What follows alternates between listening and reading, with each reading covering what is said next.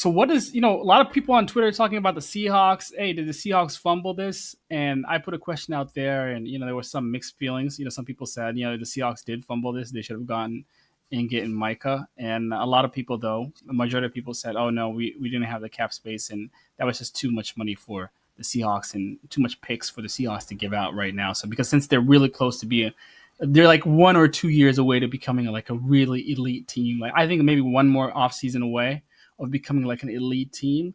So it doesn't make sense, giving out the picks for Micah.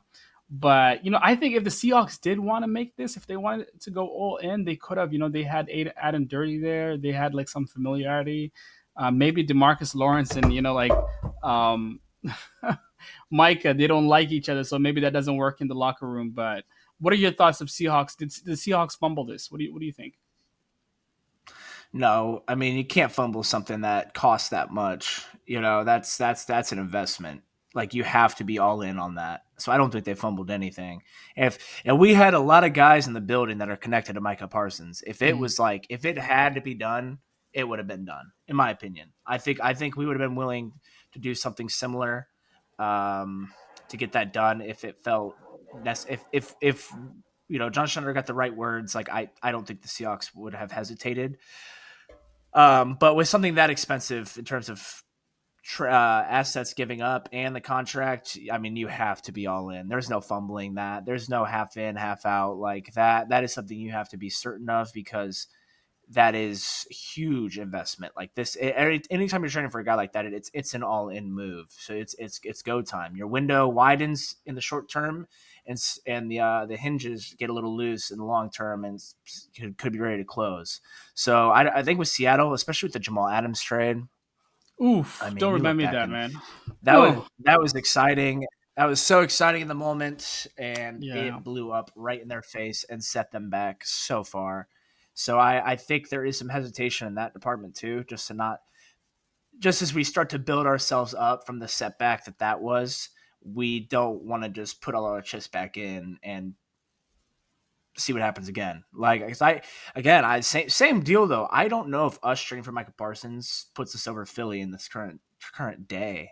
That's how I Yeah. see it. Like, does a trade like this that requires 2 first-round picks, a really good player, and then of course paying a player more on average than Patrick Mahomes?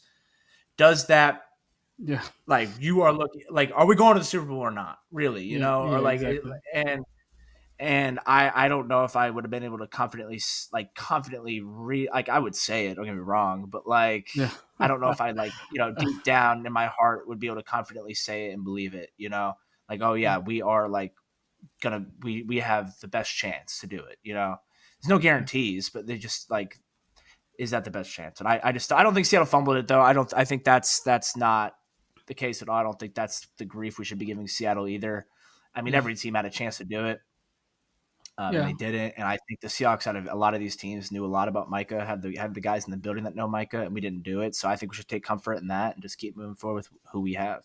Yeah. Check this out. I don't think in the last decade, maybe you can correct me, Tommy. In the last decade, like I don't remember a team giving out multiple first round picks and succeeding except Matthew Stafford. I think that's the only like trade I remember, like a team being successful giving out multiple first round picks. And but if you look at the Jamal Adams, the Khalil Mack, the Russell Wilson, like most of the trades that you see, that involves multiple first round picks, they don't pan out.